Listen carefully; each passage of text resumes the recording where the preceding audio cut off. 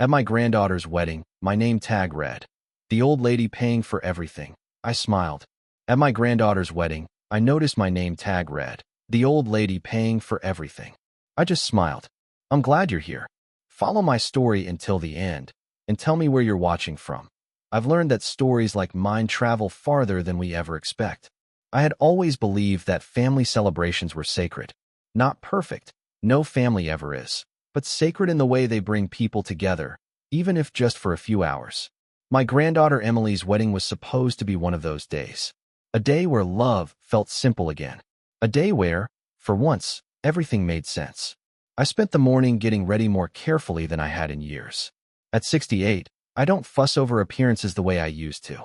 Time teaches you what matters and what doesn't. But that morning felt different. I chose a soft lavender dress. Emily once told me it made me look like spring. I pinned my silver hair back neatly, the way my late husband, Thomas, always liked it. I even wore the pearl necklace he gave me on our 40th anniversary. I looked in the mirror and allowed myself a small smile. "You did well," I whispered, not sure if I was speaking to myself or to him. The ceremony took place at a white chapel just outside of town, the kind with tall windows that let sunlight spill across the wooden pews. It was beautiful. Emily looked radiant walking down the aisle, her arm tucked into my son Daniel's. For a moment, just a moment, I felt proud. Proud of the family I had built. Proud of the life Thomas and I had created from nothing. I had helped pay for nearly everything. The venue, the catering, the flowers Emily insisted had to be imported from California. Even the string quartet playing softly near the altar. I wrote that check myself. But I didn't mind. Not then. Because when you love your family, you don't keep score. Or at least, that's what I used to believe.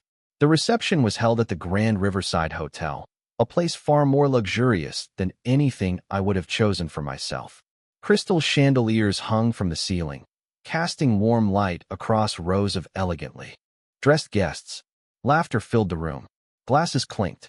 Waiters moved gracefully between tables with trays of champagne. It was everything Emily had dreamed of. I arrived at the check-in table near the entrance, where a young woman stood organizing name cards. She greeted me with a polite smile. "Last name?" she asked. "Bennett," I replied. She flipped through a stack of neatly arranged cards before pulling one out and handing it to me.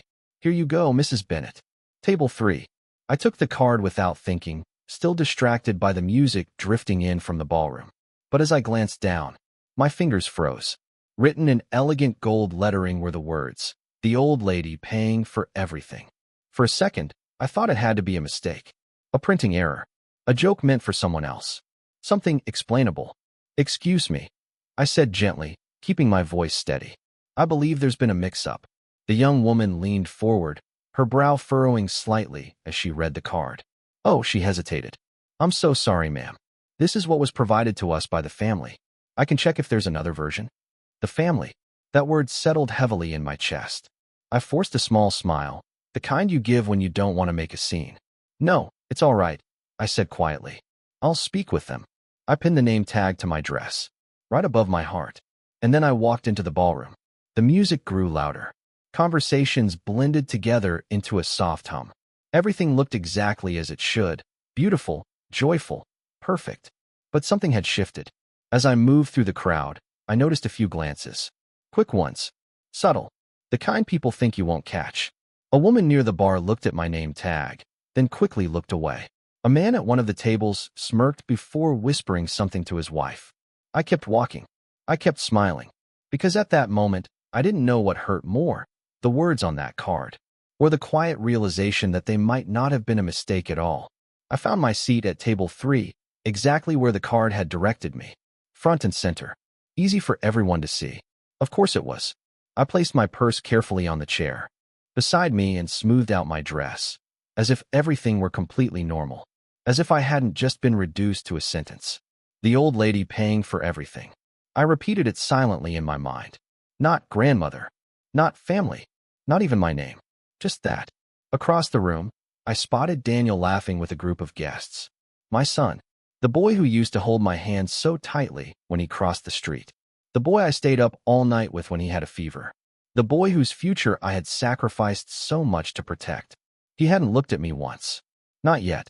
and standing beside him was his wife, Laura, perfectly dressed, perfectly composed, smiling that same polished smile she always wore when other people were watching. For years, I had told myself that any distance between me and my son was just life.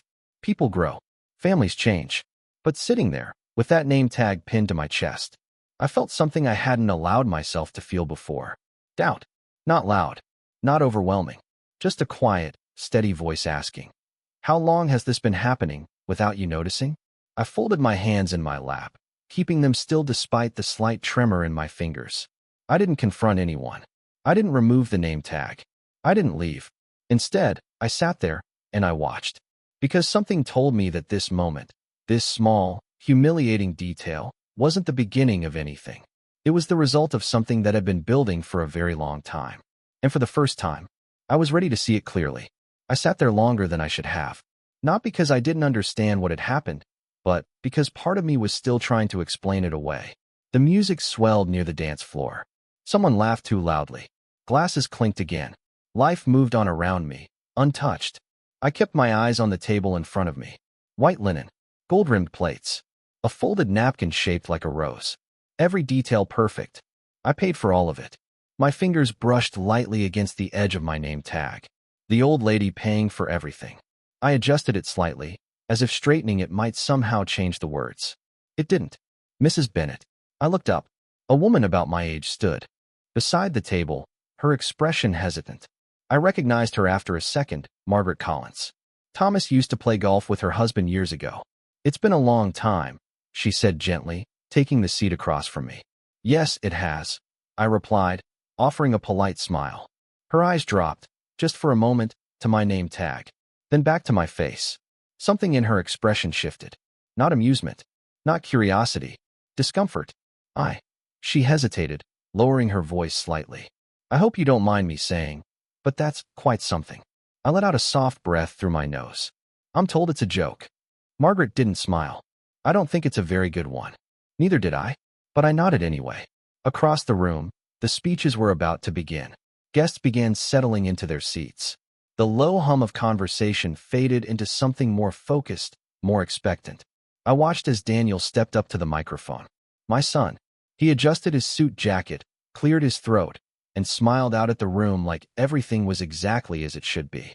"Thank you all for being here tonight," he began, his voice steady, confident.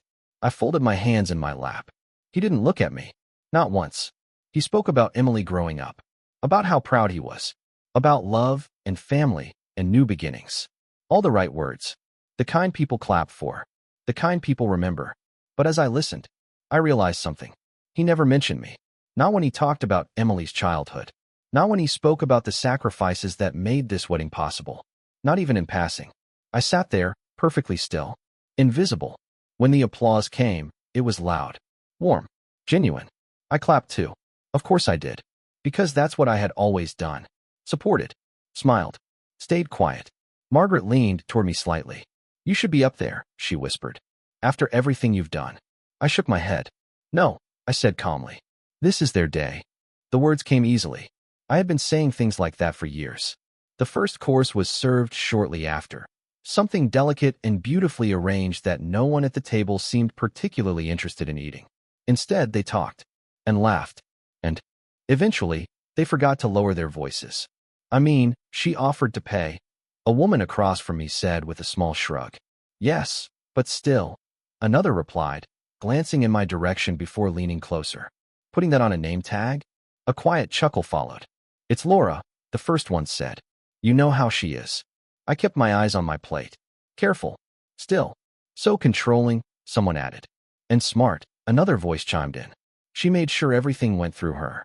Even the payments." A pause.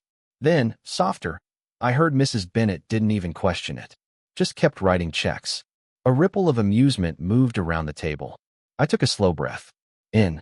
Out. Margaret shifted uncomfortably beside me. "I'm so sorry," she murmured. I gave the smallest shake of my head. "It's all right." But it wasn't.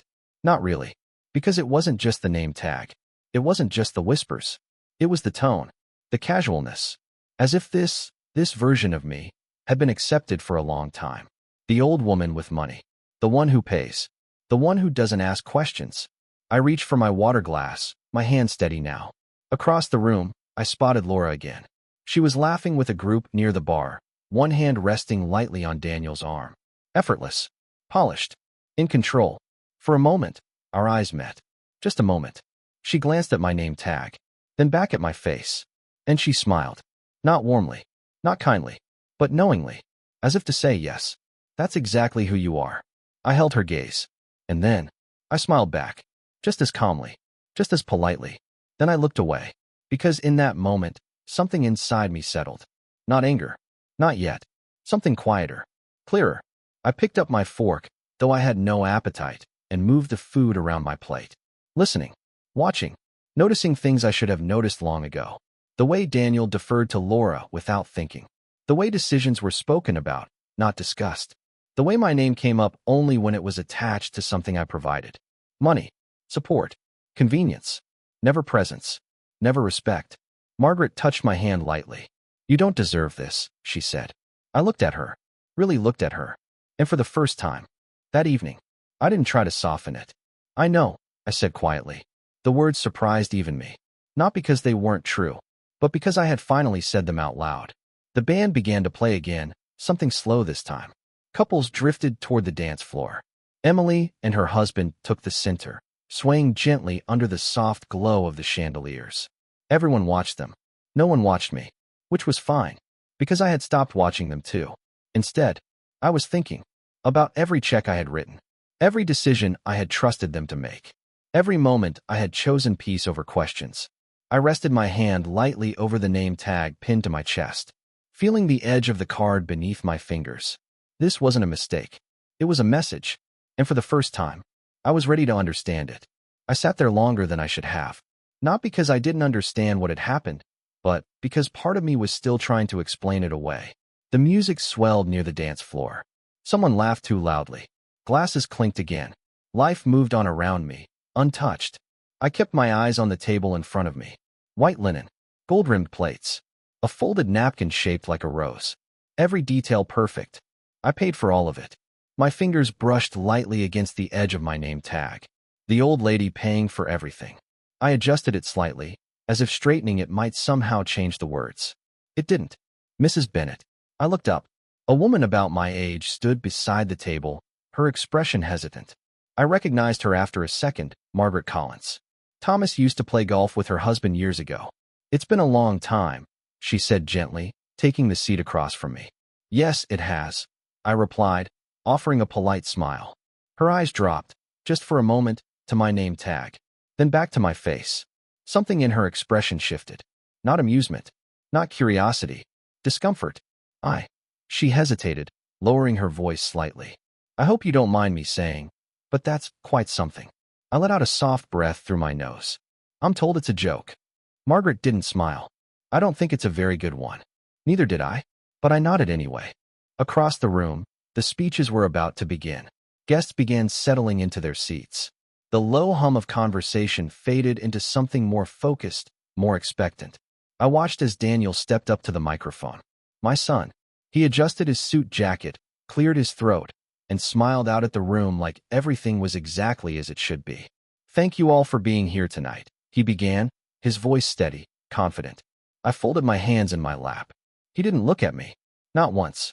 He spoke about Emily growing up, about how proud he was, about love and family and new beginnings. All the right words. The kind people clap for. The kind people remember. But as I listened, I realized something. He never mentioned me. Not when he talked about Emily's childhood. Not when he spoke about the sacrifices that made this wedding possible. Not even in passing. I sat there, perfectly still. Invisible. When the applause came, it was loud. Warm. Genuine. I clapped too. Of course I did. Because that's what I had always done. Supported. Smiled. Stayed quiet. Margaret leaned toward me slightly. You should be up there, she whispered. After everything you've done. I shook my head. No, I said calmly. This is their day. The words came easily. I had been saying things like that for years. The first course was served shortly after. Something delicate and beautifully arranged that no one at the table seemed particularly interested in eating. Instead, they talked and laughed, and, eventually, they forgot to lower their voices. I mean, she offered to pay. A woman across from me said with a small shrug. Yes, but still. Another replied, glancing in my direction before leaning closer. Putting that on a name tag? A quiet chuckle followed. It's Laura, the first one said. You know how she is. I kept my eyes on my plate. Careful. Still. So controlling, someone added. And smart, another voice chimed in. She made sure everything went through her. Even the payments. A pause. Then, softer, I heard Mrs. Bennet didn't even question it. Just kept writing checks. A ripple of amusement moved around the table. I took a slow breath. In. Out. Margaret shifted uncomfortably. Beside me. I'm so sorry, she murmured. I gave the smallest shake of my head. It's all right. But it wasn't. Not really. Because it wasn't just the name tag. It wasn't just the whispers. It was the tone. The casualness. As if this version of me had been accepted for a long time. The old woman with money. The one who pays. The one who doesn't ask questions. I reached for my water glass, my hand steady now. Across the room, I spotted Laura again. She was laughing with a group near the bar, one hand resting lightly on Daniel's arm. Effortless. Polished. In control. For a moment, our eyes met. Just a moment. She glanced at my name tag, then back at my face. And she smiled. Not warmly, not kindly, but knowingly, as if to say yes. That's exactly who you are. I held her gaze. And then, I smiled back, just as calmly, just as politely. Then I looked away, because in that moment, something inside me settled. Not anger. Not yet. Something quieter. Clearer. I picked up my fork, though I had no appetite, and moved the food around my plate. Listening. Watching. Noticing things I should have noticed long ago. The way Daniel deferred to Laura without thinking. The way decisions were spoken about, not discussed. The way my name came up only when it was attached to something I provided. Money. Support. Convenience. Never presence. Never respect. Margaret touched my hand lightly. You don't deserve this, she said. I looked at her. Really looked at her. And for the first time that evening, I didn't try to soften it. I know, I said quietly. The words surprised even me. Not because they weren't true, but because I had finally said them out loud. The band began to play again, something slow this time. Couples drifted toward the dance floor. Emily and her husband took the center, swaying gently under the soft glow of the chandeliers. Everyone watched them. No one watched me, which was fine, because I had stopped watching them too. Instead, I was thinking about every check I had written, every decision I had trusted them to make, every moment I had chosen peace over questions. I rested my hand lightly over the name tag pinned to my chest, feeling the edge of the card beneath my fingers. This wasn't a mistake. It was a message, and for the first time, I was ready to understand it. Top of form, the music softened as the first dance began. Emily rested her head lightly on her husband's shoulder, her white dress catching the warm glow of the chandeliers. Around them, guests formed a loose circle, smiling, watching, raising their phones to capture the moment. It was beautiful. It should have been enough. I remained seated. My chair felt heavier now, as if something had settled into it along with me. I kept my hands folded neatly in my lap, my posture straight, composed. From the outside, I must have looked like any other proud grandmother. But inside something had shifted. Not broken. Not yet. Just rearranged. Margaret had been pulled into another conversation, leaving me alone at the table. I didn't mind. In fact, I preferred it. Silence had a way of making things clearer. I watched the room more carefully now, not as a guest, but as someone who had been quietly placed outside of it. Near the bar, two men stood talking. One of them I recognized as Daniel's business associate. Smart move, honestly, he was saying. Weddings like this aren't cheap. The other man nodded. Still, getting her to cover all of it? That takes skill. A small laugh. She's old. Probably just happy to feel included. Included. The word lingered longer than it should have. I didn't react. I didn't turn my head. I simply let the words pass through me and settle where they needed to. Because now, I was listening differently. Not for what people said, but for what they assumed. Across the dance floor, Laura stepped forward, adjusting Emily's veil as the song ended. She moved with ease, with ownership, as if every part of this event had passed through her hands. Which, in many ways, it had. I remembered the meetings, the planning sessions, the endless lists and decisions. I'll handle it, Mom, she would say, always with that same reassuring tone. It's easier this way. And I had believed her. Because trusting your family isn't supposed to be a mistake. But sitting there now, I began to replay those moments differently. The way invoices were sent to me, already finalized. The way decisions were presented, not discussed. The way Daniel would nod along beside her, rarely adding anything of his own. At the time, it felt efficient. Now it felt controlled. The applause brought me back. The dance had ended. Guests were returning to their tables, the room filling again with conversation and movement. And then, I was wondering when you'd notice. The voice came from behind me. Soft. Measured. I turned slightly. It was Eleanor, Thomas's younger sister. I hadn't seen her in months. She stood there with her usual composed expression, a glass of wine in one hand, her eyes steady on mine. Notice what? I asked calmly. Her gaze dropped briefly to my name tag, then back to me. That, she said. I held her eyes. And how long have you known? I asked. She didn't answer right away.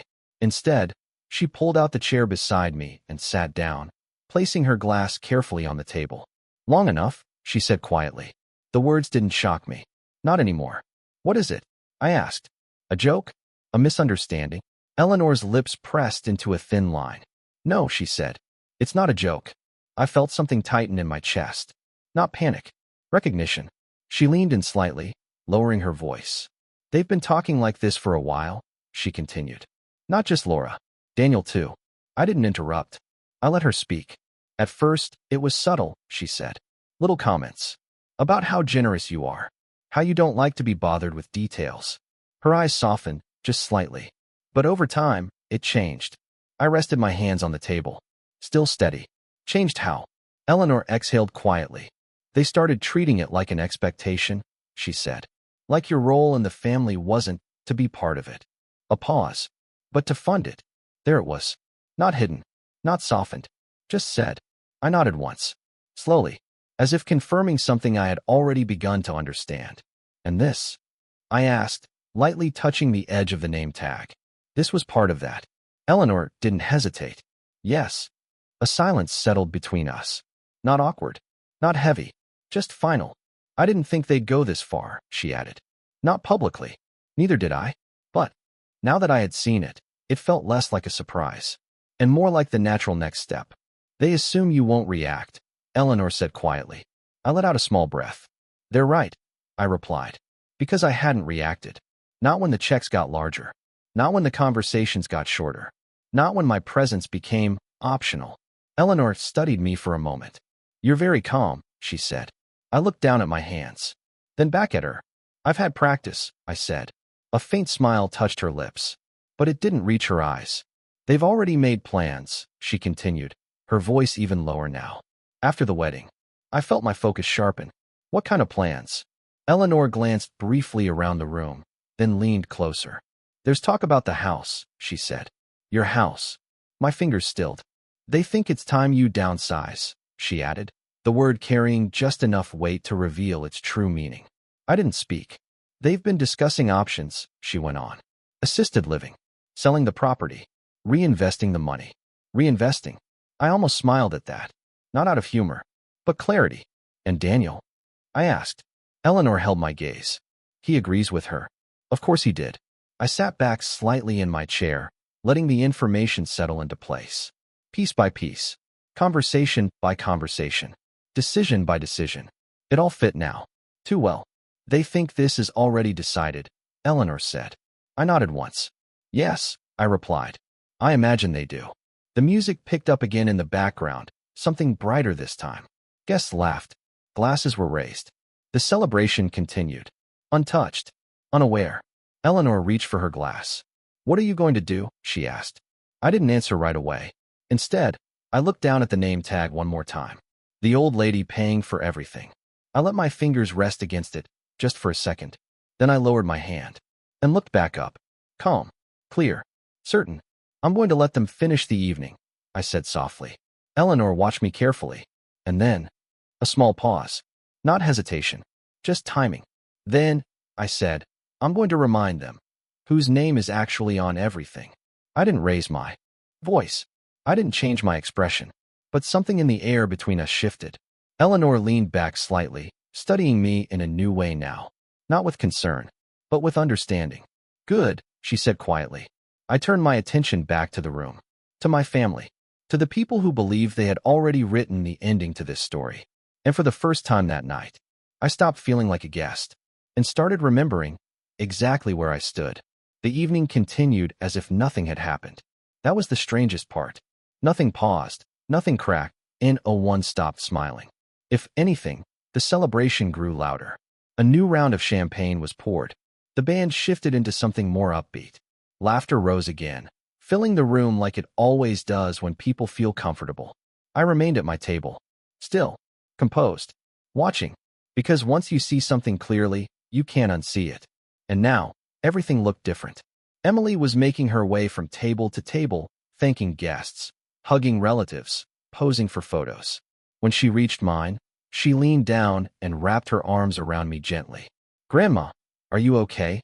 she asked softly. I placed my hand on her back, returning the embrace. "Of course," I said. "It's a beautiful wedding." She pulled back, smiling.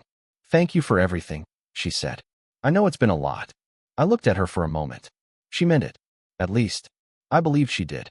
But gratitude and awareness are not the same thing. "You deserve it," I replied. And I meant that too. She moved on quickly, pulled into another conversation, another photo, another moment that belonged to her. I watched her go, and for a brief second, I wondered how much she knew. Not about the money, but about the way I was being seen, the way I was being used.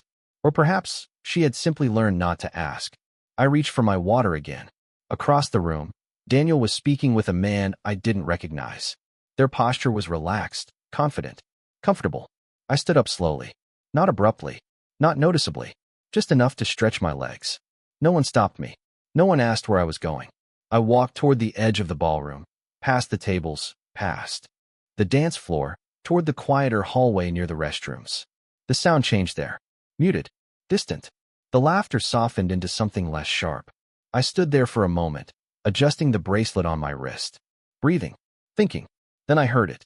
Voices. Familiar ones. Just around the corner. I didn't move closer right away. I didn't need to. They weren't trying to be quiet. "After tonight, it's basically done," Laura's voice said. "Confident. Certain." Daniel responded, lower, but clear enough. "You think she'll push back?" A small pause. Then Laura again. "She never does." I felt something settle deeper inside me. Not anger. Confirmation. "We just need to keep it smooth," she continued. "The house goes on the market. We move her somewhere smaller, comfortable, of course, and we reinvest the rest." Reinvest. That word again. Daniel exhaled softly. "She's going to notice eventually." Laura let out a quiet laugh. "She already has everything she wants," she said. "What is she going to do? Start over at her age?" A pause. Then, lighter. "She should be grateful we're handling it." Grateful. I leaned lightly against the wall. Not for support. Just to stay still. Because movement would have broken the moment. And I needed to hear it. All of it. "We'll talk to her next week," Daniel said. "After things calm down." "Exactly," Laura replied. "Timing matters." Their footsteps shifted. Closer. I stepped back quietly, turning toward the mirror near the hallway entrance. Adjusting my hair. As if I had been there the entire time. They walked past me without noticing. Still talking. Still planning. Still certain. I watched their reflection in the mirror as they disappeared back into the ballroom. Then I looked at myself. Really looked. The lavender dress. The pearl necklace. The name tag. Still pinned in place. Still saying exactly what they believed. I reached up, and this time, I didn't adjust it. I left it exactly where it was. Because now, it wasn't just an insult. It was evidence. I walked back into the ballroom. The music greeted me again, louder now. Familiar. Nothing had changed. Except me. I returned to my table, sitting down with the same calm posture. Margaret glanced at me. "Everything all right?" she asked quietly. I nodded. "Yes," I said. "Everything is very clear now." She studied my face for a moment, as if trying to understand what I meant. But she didn't ask, and I didn't explain, because clarity doesn't need explanation. It just exists. I picked up my glass, took a small sip. Across the room, Laura laughed again, her hand resting lightly on Daniel's arm. They looked relaxed, victorious, even, as if everything had already been decided, as if the future had already been written. I let my gaze rest on them for a moment longer. Not with anger, not with sadness, just awareness. Then I looked away. Because the truth is, they weren't wrong about one thing. I hadn't pushed back. Not once. Not when the boundaries shifted. Not when the respect disappeared. Not when my role became transactional. But that wasn't weakness. It was timing. And tonight, I finally understood something I should have realized long ago. You don't correct people when they underestimate you. You let them finish. You let them believe. You let them build their version of the story, all the way to the end. Because that's the moment when the truth does the most damage. I placed my glass back down gently, folded my hands, and waited, not for the wedding to end, but for the right moment to begin. The speeches continued, one after another. Friends, colleagues, distant relatives who suddenly had stories to tell, memories to share, laughter to offer. I listened, not to the words, but to the patterns. Because once something becomes clear, you start seeing it everywhere. Every story about family support somehow circled back to Daniel and Laura. Every thank you carried their names. Every gesture pointed toward them as the center of it all. I sat there, hands folded, expression calm. Unmentioned, unseen, but no longer unaware. At some point, dessert was served. A delicate slice of cake, beautifully arranged, placed gently in front of me. I looked at it for a moment. Perfect. Untouched. Much like everything else that night. Margaret leaned slightly toward me again. You haven't eaten, she said softly. I'm not hungry, I replied. That much was true. Because something else had taken its place. Not anger. Not even hurt. Something sharper. Focus. Across the room, I saw Emily again. This time laughing with her bridesmaids, her cheeks flushed with happiness. For a moment, just a moment, I let myself feel it. Pride. She had grown into a beautiful young woman. Kind. Bright. Full of life. And none of this, none of what I had heard, was her doing. That mattered. It didn't excuse anything. But it mattered. I exhaled slowly and pushed my plate slightly forward. The evening was moving toward its peak now. Music louder. Voices looser. People more relaxed. And that's when truths tend to slip out most easily. I stood again. This time, I didn't move toward the hallway. I moved toward the bar. Not for a drink. Just closer. Closer to the center. Closer to them. Laura was there, speaking with two women I didn't recognize. Her posture was effortless, her tone light, her smile perfectly measured. She didn't see me approach. Honestly, it worked out perfectly, she was saying. She insisted on helping, so we just let her. A small laugh. One of the women tilted her head. But all of it, she asked. That's a lot. Laura shrugged. She has the money, and it makes her feel important. I stopped a few feet away, close enough to hear, far enough not to interrupt. Another laugh. And now, the second woman asked. Laura took a sip of her drink.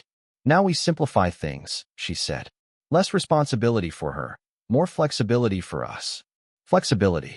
Such a gentle word for something so deliberate. And Daniel's okay with that? The first woman asked. Laura smiled. He trusts me. Of course he did. I stood there for a moment longer, listening, letting the words settle exactly where they belonged. Then I stepped forward. Not quickly, not dramatically, just enough. Laura. My voice was calm. Even. She turned. Surprised, but only for a second. Then the smile returned. Mom, she said warmly. There you are. As if she had been looking for me. As if nothing had changed. I wanted to thank you, she continued smoothly. Everything turned out beautifully. I looked at her. Really looked at her. At the way her expression didn't shift. At the way her tone didn't hesitate. At how easily she stood inside the version of reality she had created. You're welcome, I said. And I meant it. Because I had given freely. That part had been real. One of the women beside her cleared her throat awkwardly, sensing something she couldn't quite define. Well, we'll leave you too, she said, gently pulling the other away. Now it was just us. For a brief moment, neither of us spoke. The music filled the space between us. Then Laura tilted her head slightly. Is everything okay? She asked. I nodded. Yes, I said. I was just thinking. She waited. Patient. Confident. As you should, I continued. It's a big night. Her smile softened, just a fraction. It is, she agreed. I let a small silence settle. Not uncomfortable. Just intentional. Then I reached up. Not to remove the name tag. Just to touch it lightly. I saw this earlier, I said. Her eyes flicked to it. Then back to mine. A pause. Barely noticeable.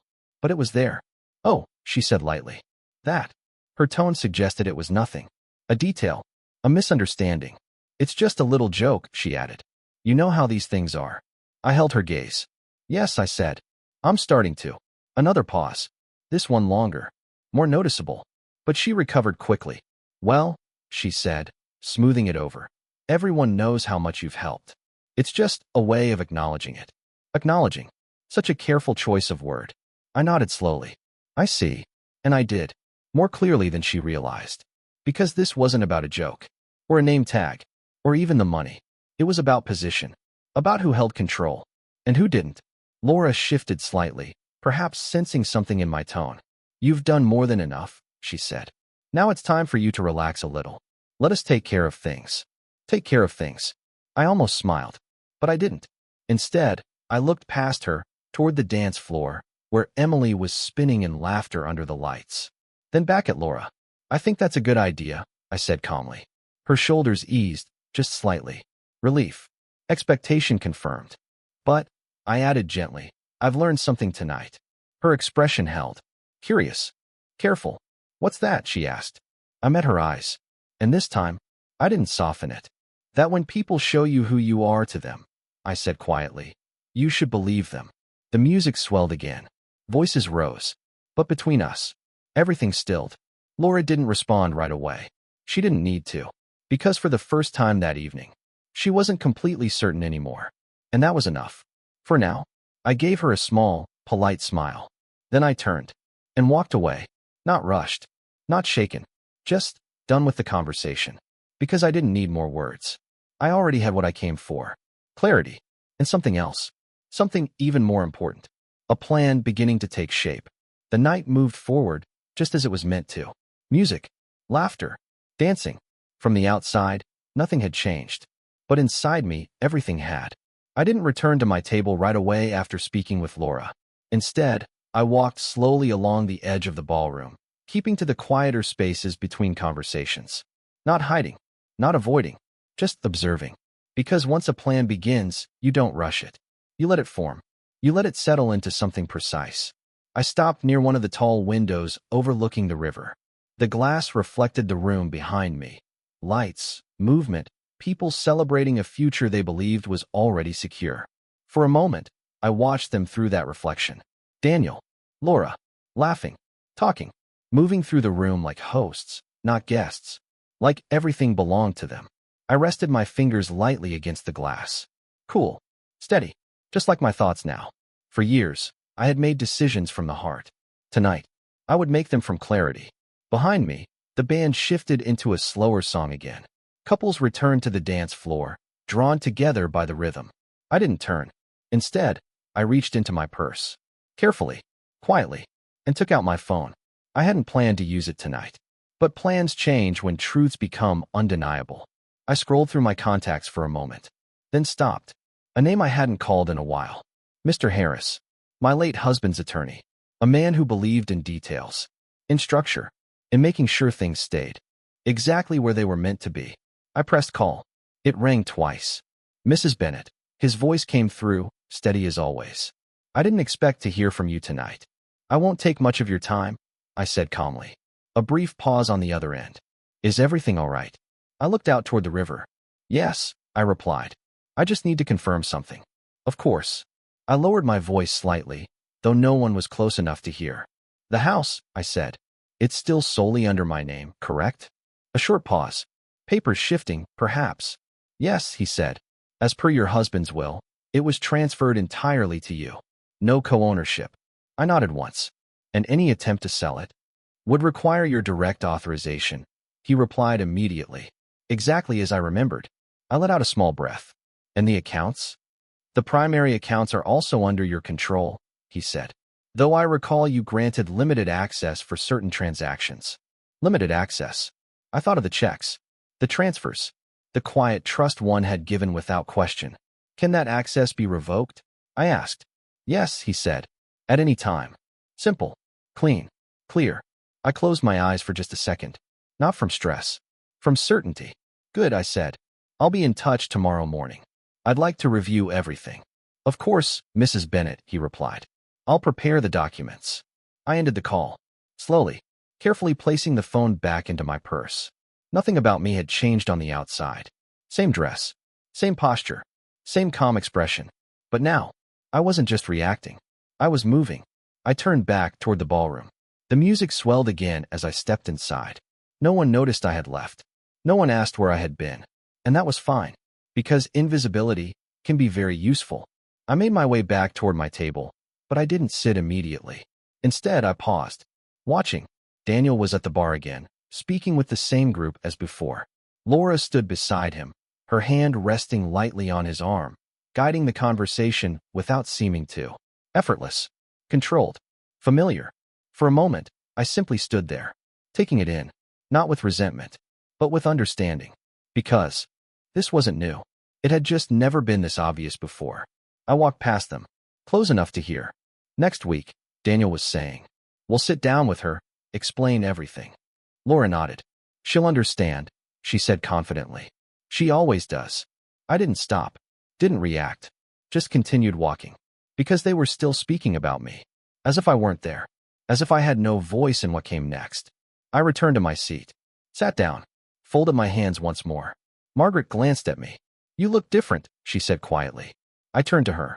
How so? She studied me for a moment. Calmer, she said. But not the same. I gave a small nod. That's because I'm not, I replied. She didn't ask anything more. And I didn't explain. Because some changes don't need words. They show themselves in time. I looked down at my plate again. Still untouched. Then at the name tag. Still pinned. Still saying exactly what they believed. I reached up. And this time, I didn't adjust it. I didn't hide it. I let it sit there. Visible. Because now it wasn't for them. It was for me. A reminder of what I had allowed. And what I would never allow again. The music shifted once more. Faster now. The kind that fills the room and pulls everyone into it. People stood. Danced. Celebrated. The night was reaching its peak. And so was something else. Not tension. Not conflict. Something quieter. Stronger. Control. I rested my hands gently on the table. Straightened my back. And allowed myself the smallest smile. Not for them. Not for the wedding. But for what came next. Because they believed the decisions had already been made. They believed the future was settled. They believed I would agree. As I always had. But tonight, for the first time in a very long time, they were wrong. The night reached that point where everything feels louder than it is. Music, laughter, glasses clinking, people talking over each other, not really listening anymore, just enjoying the feeling of being part of something. I stayed seated, still, present, but no longer part of it. Because once you understand your place in a room, you stop trying to change it. You simply decide what to do with it. The dance floor was full now. Emily and her husband were surrounded by friends, spinning, laughing, completely unaware of anything beyond that moment. And I was glad. Some things should remain untouched. Across the room, Daniel raised his glass, saying something I couldn't quite hear. The people around him laughed, nodding, leaning in closer. Laura stood beside him, exactly where she always stood, half a step ahead without anyone noticing. Guiding, shaping, owning the space. I watched them for a moment longer. Not with emotion, with precision. Because now, I wasn't reacting to what they did. I was studying how they did it. Patterns, timing, control. Margaret leaned toward me again, her voice soft. Are you sure you're all right? She asked. I turned to her. Yes, I said. I've just been paying attention. She nodded slowly, as if that answer made more sense than anything else I could have said. And it did. Because attention changes everything. A waiter passed by, offering champagne. I took a glass this time. Not because I wanted it. Because it gave me something to hold. Something to do. I lifted it slightly, letting the light catch the surface. Then I set it back down, untouched. Across the table, a younger couple had taken their seats. I hadn't noticed when they arrived. They spoke quietly at first, then less quietly. I mean, it's kind of obvious, the man said. They've been positioning this for a while. The woman nodded. Yeah. My cousin said Laura's been handling all her finances for months now. I didn't look at them. I didn't move. But I listened. Smart, honestly, he added.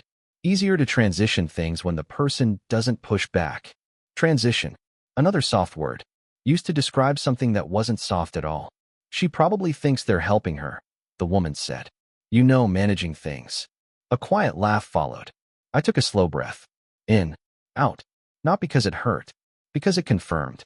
Everything I needed to know was already in the room. Nothing hidden, nothing complicated, just repeated, different voices. Same message. I reached for my purse again. Not the phone this time. A small leather notebook. One I always carried. Habit more than anything. I opened it carefully, flipped to a blank page, and wrote. Not everything. Just enough. A few names. A few words. Dates. Moments. Simple things. Because clarity is strongest when it's documented. When it exists outside of memory. I closed the notebook and returned it to my purse. Across the room, Laura was speaking again, this time with an older couple. I couldn't hear the words, but I could read the posture. Confident, assured, certain of her position, certain of the outcome. I stood, not abruptly, just deliberately, and began to walk. Not toward her, not yet, around the room, past conversations, past laughter, past people who didn't know they were part of something larger than a wedding. I stopped near the gift table. Boxes, envelopes, carefully arranged, each one labeled, each one accounted for. I looked at them for a moment, then at the small book beside them, the registry log. Names, amounts, records, everything written down, everything tracked. I let my fingers rest lightly on the edge of the table. Interesting, how people record what they receive, but rarely what they take. I turned away, slowly, returning to my table, because the night wasn't over yet, and neither was I. As I sat back down, I noticed something new. A shift, subtle, but there. Laura glanced at me from across the room. Not casually, not absent-mindedly, deliberately. Then again, a second time. She had felt it. Not what I knew, but that something had changed. Good. Let her wonder. Let her question. Because uncertainty is where control begins to slip. Margaret followed my gaze. Is everything all right between you and her? She asked carefully. I looked back at her, and for the first time that night, I allowed a hint of truth into my voice. It will be, I said. She studied me, not fully understanding, but sensing enough. The music shifted again, slower this time.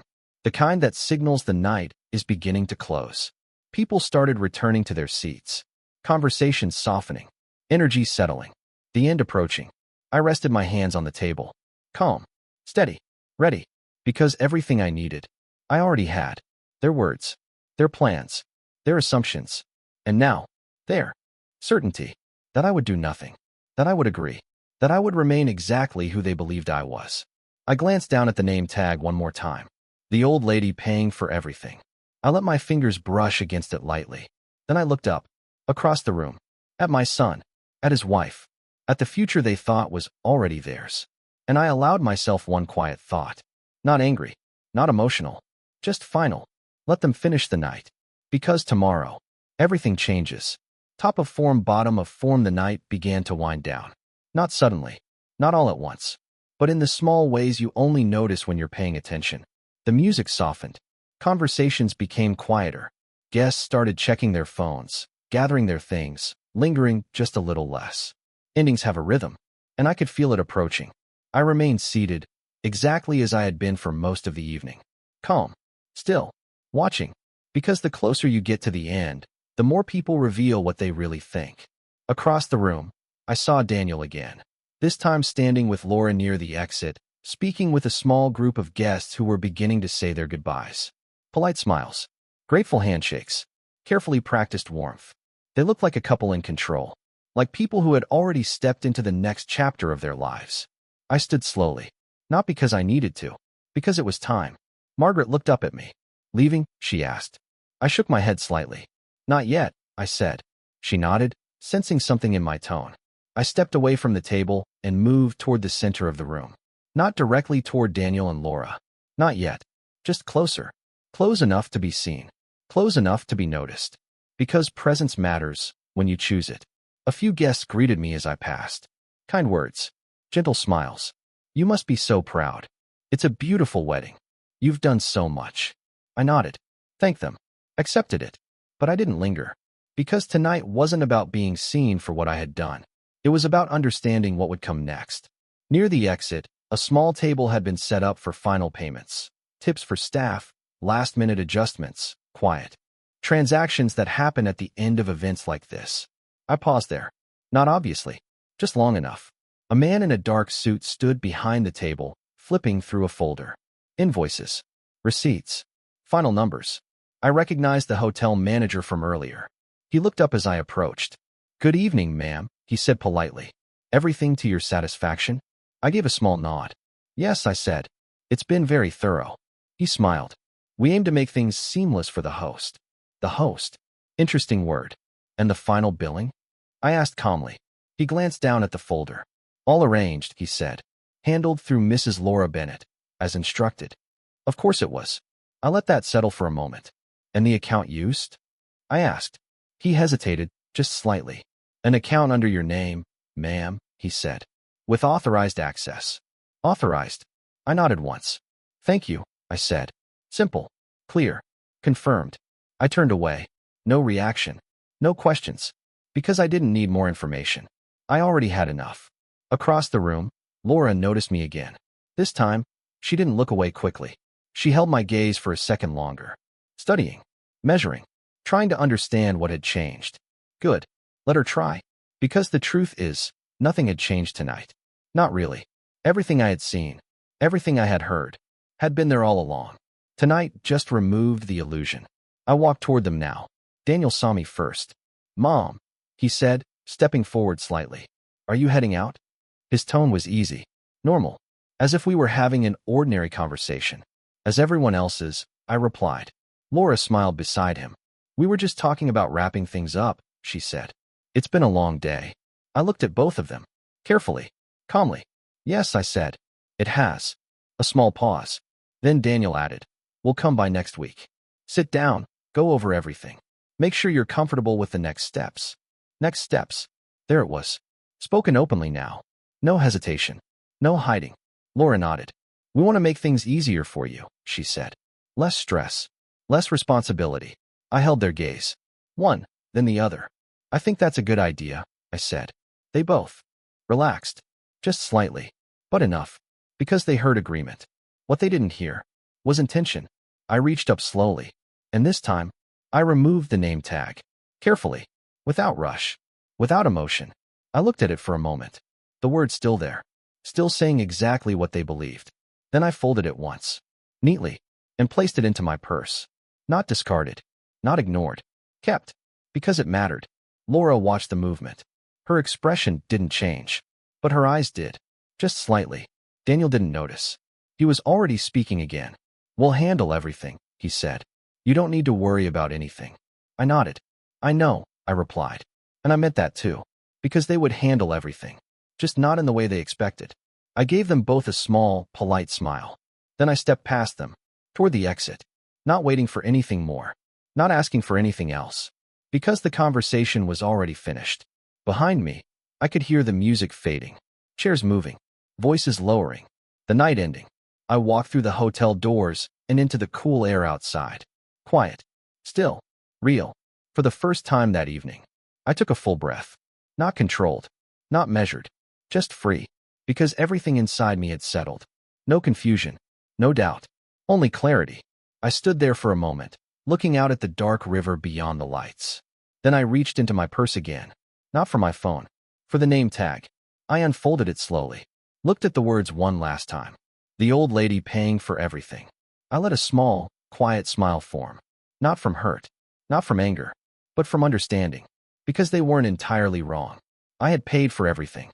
For years. In ways they didn't even see. But that part. That version of me.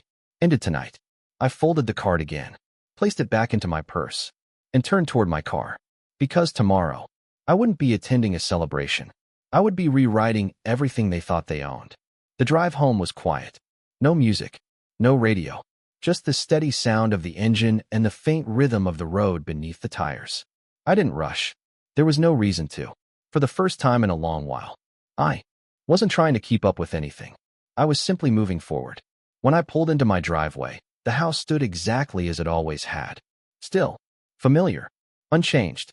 A place filled with years of memories. Some warm, some heavy. All of them mine. I turned off the engine and sat there for a moment. Hands resting lightly on the steering wheel. Breathing. Thinking. Not about the wedding. Not about the words. But about what came next. Because clarity doesn't end with realization. It demands action. I stepped out of the car and walked to the front door, unlocking it slowly. The house greeted me with silence. The kind that doesn't feel empty. The kind that feels honest. I set my purse down on the table near the entrance and slipped off my shoes. No one there. No voices. No expectations. Just me. Exactly as it should be. I walked into the living room and turned on a single lamp. Soft light filled the space. Enough to see. Enough to think. I sat down in my usual chair, the one by the window, and reached into my purse. The name tag, still folded. I placed it gently on the table in front of me. Looked at it. Not with emotion. With purpose. Because that small piece of paper had done something important. It had removed doubt. I leaned back slightly in my chair and closed my eyes. Not to rest. To organize. Because everything I needed to do had to be done correctly. Not quickly. Not emotionally. Correctly. I opened my eyes and reached for my phone. It was late. But not too late. There are certain calls you don't delay. I scrolled once. Then pressed call. It rang only once. Mr. Harris, I said when he answered. Mrs. Bennett, he replied. I was expecting you in the morning. I've had time to think, I said calmly. I'd like to move sooner. A pause. Not surprised. Just attentive. All right, he said. What would you like to review first? I looked at the name tag again. Then away. All access permissions, I said. Every account. Every authorization. I want them revoked. His response came immediately. That can be arranged. No delays, I added. Understood. I stood up slowly and walked toward the window, looking out into the dark. And the house, I continued. I want. It's secured. No discussions. No assumptions. Nothing moves without my signature. Of course, he said. It already requires that. But we can reinforce it legally. Do that. A brief pause. Then his voice softened, just slightly. Is there anything else?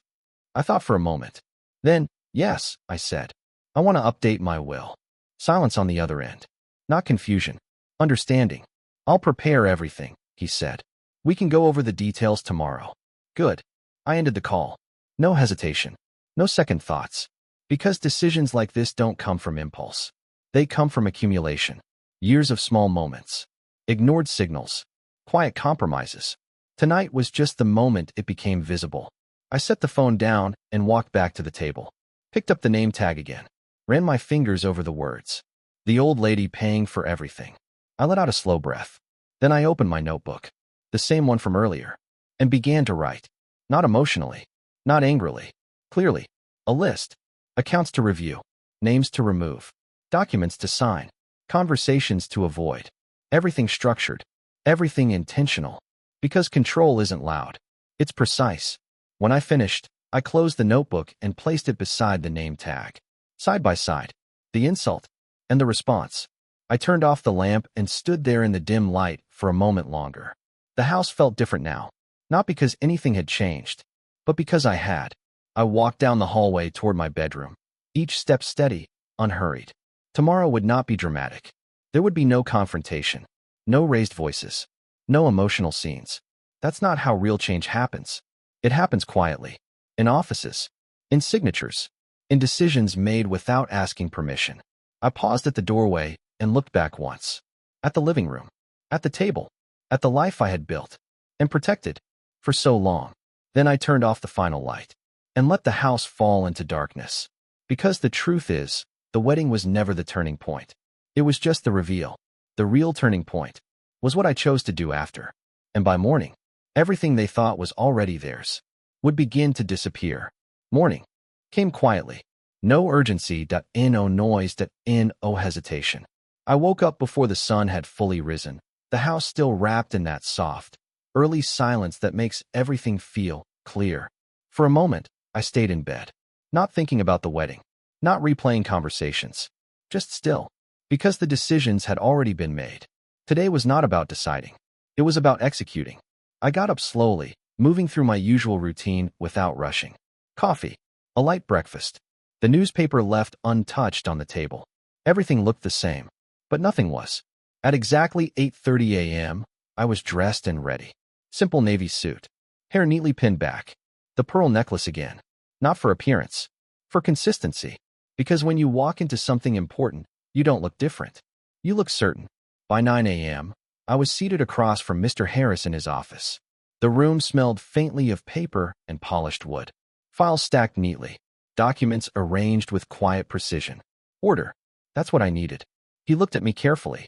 You seem very clear, he said. I am, I replied. He nodded once and opened the folder in front of him. Let's begin. We started with the accounts. Every access point Laura had been given, revoked. Every shared authorization, removed. Every automatic transfer, stopped. No drama. No confrontation. Just signatures. One after another. Clean. Final. Mr. Harris slid each document toward me, explaining only what was necessary. I listened. Signed. Moved to the next. Because this wasn't complicated. It only felt complicated when I wasn't looking directly at it. And the house, he said, turning to another section. I met his eyes. Full restriction, I said. No listing. No discussion. No third-party communication without written consent from me. He nodded. I'll file the additional protections today. Good. Because that door was now closed. Completely. We moved on to the will. This part required more attention. Not emotion. Attention. Would you like to maintain the current structure? He asked. I paused. Not long. Just enough. No, I said. He waited. Professional. Neutral. I want it revised, I continued. Completely. Names were discussed. Allocations reconsidered. Intentions clarified. Not based on obligation. Not based on expectation. Based on truth. I didn't rush it. But I didn't hesitate either. Because once you remove illusion, decisions become simple. When we finished, he closed the folder carefully. I'll have everything finalized by the end of the week, he said. I nodded. Thank you. I stood, collected my things, and left. No wait. No doubt. Just completion. By late morning, I was back home. The house felt different in daylight. Not quieter. Stronger. As if something had been reinforced beneath it. I placed my purse on the table. Took out the notebook. Reviewed the list. Everything we had planned. Done. Everything they had assumed. Removed. I sat down in my chair by the window again. The same place as the night before. But now, there was no question left. Only timing. Around noon, my phone rang. I glanced at the screen. Daniel. Of course. I let it ring once. Twice. Then answered. Mom. He said, his tone casual. Hey. I was just thinking, we should come by this afternoon. Talk about everything. Everything. Such a broad word for something so specific. I've already taken care of it, I said. A pause. Not long. But enough. What do you mean, he asked. I mean there's nothing to go over, I replied calmly. Another pause. This one heavier. We just wanted to help, he said. Make things easier for you. I stood up slowly and walked toward the window, looking out at the quiet street. I know, I said. And I did. In their own way, they believed that. But I won't be needing that anymore. Silence. Then, Mom, he said, more carefully now. Maybe we should still talk, just to make sure we're all on the same page. I almost smiled. Same page. Yes, I said softly. I think that's a good idea. Relief. I could hear it in his voice. Great, he said quickly. We'll come by later today. No, I said. A small shift. Subtle, but immediate. Tomorrow, I continued. We'll sit down tomorrow. Another pause. Okay, he said slowly. Tomorrow works. Good. I ended the call. No explanation. No detail. Because they didn't need to know. Not yet. I placed the phone down gently, walked back to the table, and picked up the name tag. Still folded. Still there. I opened it once more. Looked at the words again. The old lady paying for everything. I let out a quiet breath. Then I placed it flat on the table, right next to my notebook, right next to everything I had already changed. Because tomorrow, they would come here, confident, prepared, expecting agreement, expecting control, and for the first time, they would realize they had neither. I folded the name tag one final time, set it aside, and sat down, calm, ready, because the truth doesn't need to be raised. It just needs to be revealed. And tomorrow, I would let them see it. The next day arrived exactly on time. No delay. No warning.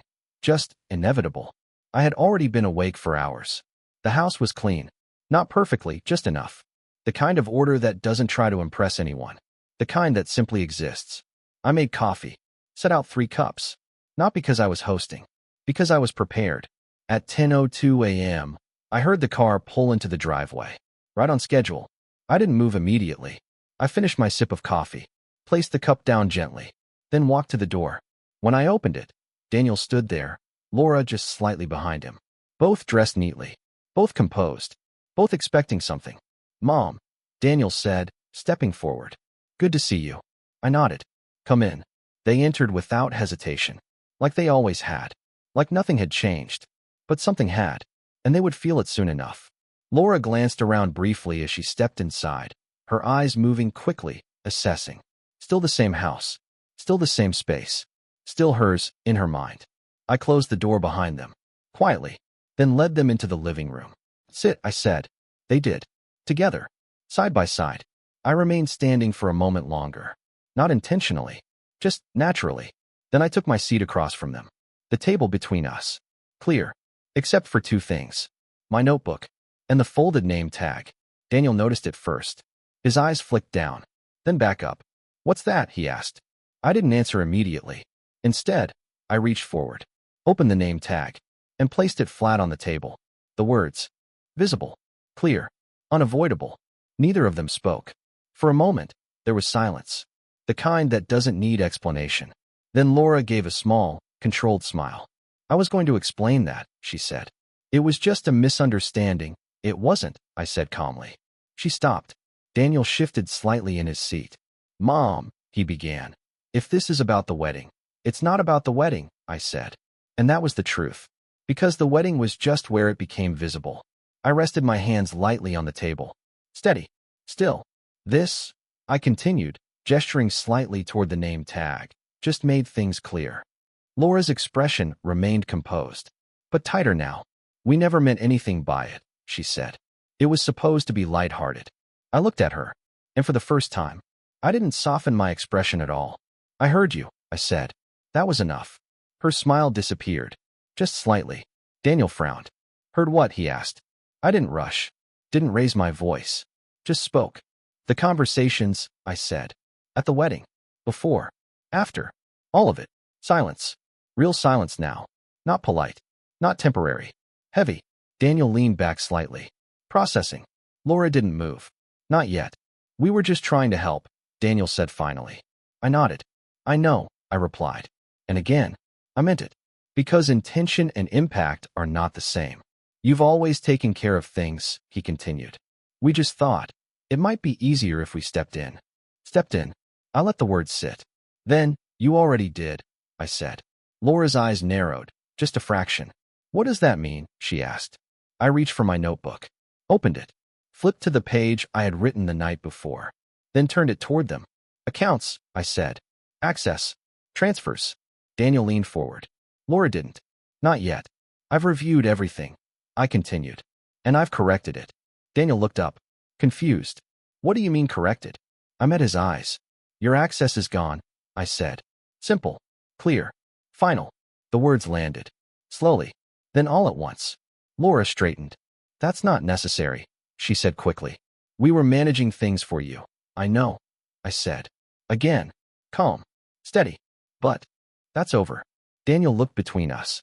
"Mom, you don't have to do everything alone," he said. "We're here for you." I nodded once. "I'm aware," I said. Then I reached for the name tag again, lifted it slightly, looked at it, then placed it back down. "But I'm not what you think I am," I said quietly. Neither of them spoke, because they understood. Not everything, but enough. Laura leaned forward now, more direct, more controlled. "What exactly are you saying?" she asked. I held her gaze. "I'm saying," I replied, "that nothing moves without me anymore." A pause. "Then the house?" Daniel asked. I nodded. "Mine," I said. No discussion. Laura's jaw tightened. "That was never in question," she said. I didn't respond, because we both knew it had been. Daniel exhaled slowly. "We were just trying to plan ahead," he said. I looked at him, at my son, really looked. And for a moment, I saw the boy he used to be. Then it passed. "Plans require permission," I said. Another silence. This one different. Less confident. More uncertain. I closed the notebook, placed my hand on top of it, and leaned back slightly. Not aggressively. Not defensively. Just finished. "I've updated everything," I said. "Legal. Financial. Personal." Laura's eyes flickered. "What does that mean?" she asked. I gave a small, neutral smile. "It means," I said, "that what happens next is up to me." No anger. No raised voice. Just truth. Daniel looked down at the table, at the name tag, at the notebook, at everything that had already changed. Laura said nothing, because for the first time, she didn't have control of the conversation, or the outcome, and they both knew it. I stood up slowly. The meeting over. I think that's everything, I said. No argument. No negotiation. Just closure. Daniel looked up. Mom. I shook my head gently.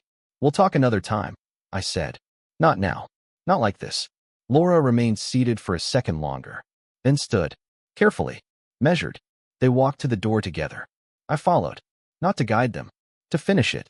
When I opened the door, the morning light filled the space between us. Daniel hesitated. Laura didn't.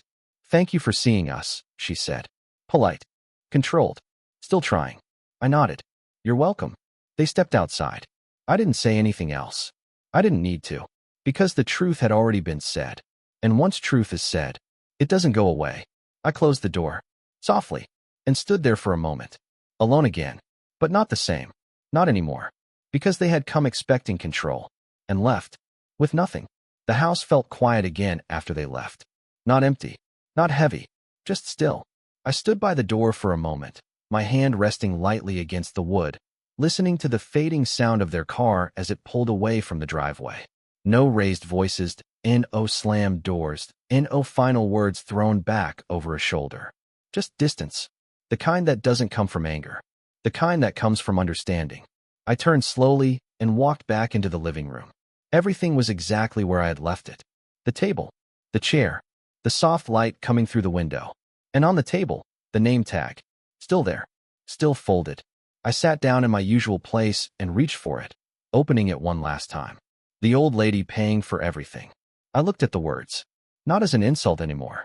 Not even as something painful. Just a sentence. A version of me that had existed. For years. Maybe longer than I realized. I ran my fingers lightly over the edge of the card, then placed it down. Carefully. Because that version of me had served a purpose. She had built a family. Supported it. Held it together when things were uncertain. She had given freely. Trusted completely. And for a long time. That had been enough. But not anymore. I leaned back in my chair and looked around the room. At the photographs on the wall. Daniel as a boy, missing his front tooth, smiling up at me with complete trust. Thomas standing beside me in our backyard, his hand resting gently on my shoulder. Emily as a little girl, sitting on my lap, laughing at something I can't even remember now. All of it real. All of it mine. And none of it erased. That was something I understood clearly now. What they had tried to take wasn't my past. It was my place in the present. And that, I had already taken back. I stood up slowly and walked to the bookshelf in the corner. Reached for a small wooden box I hadn't opened in years. Inside were old letters. Photos. And at the very bottom, Thomas's watch. I picked it up, feeling the familiar weight in my hand. He had always been precise. Careful. A man who believed that things should be handled properly. Not emotionally. Not impulsively. But correctly. I smiled just slightly. You would have seen this sooner, I said quietly. But then I shook my head. No, I added. Maybe not. Because sometimes, you don't see things until you're ready to. I placed the watch back into the box and closed it gently. Then I returned to the table. Picked up the name tag. And this time, I didn't fold it. I didn't hide it. I walked to the trash bin near the kitchen. Paused for a moment. Then dropped it in. No hesitation. No ceremony. Just done. I washed my hands slowly at the sink, watching the water run clear. Simple things feel different when something inside you has shifted. When you're no longer carrying something that doesn't belong to you. Later that afternoon, I stepped outside into the backyard. The garden was just beginning to come back to life. Small green shoots pushing through the soil. Quiet. Steady. Unnoticed, unless you were looking for them. I walked along the path Thomas had built years ago. Every stone placed by hand. Every detail considered. Not rushed. Never rushed. I stopped near the old bench beneath the tree and sat down. The air was cool. Clean. For the first time in a long while. I felt it fully. No noise in my head. No second guessing. Just space. My phone buzzed once in my pocket. A message. Daniel. I didn't open it right away. I already knew what it would be. Questions. Confusion. Maybe even frustration. That was his part now. Not mine. I left the phone where it was. Because not every message needs an immediate answer. And not every relationship returns to what it was. Sometimes that changes. Quietly. Completely. I looked out across the yard. At the life I had built. At the space I had protected. And I realized something simple. I hadn't lost anything. Not really. I had only stopped giving parts of myself to people who no longer saw them. There's a difference. A quiet one. But an important one. The sun shifted slightly overhead, casting longer shadows across the grass. Time moving forward. As it always does. I stood up slowly, brushing my hands lightly against my dress. Then walked back toward the house. Not rushed. Not hesitant. Just certain. At the door, I paused for a moment. Looking back one last time. At the garden. At the bench. At everything that remained. Then I stepped inside, closed the door behind me, and locked it. Not to keep anyone out, but to remind myself, this space, this life, this future, was mine. And this time, I would decide exactly who belonged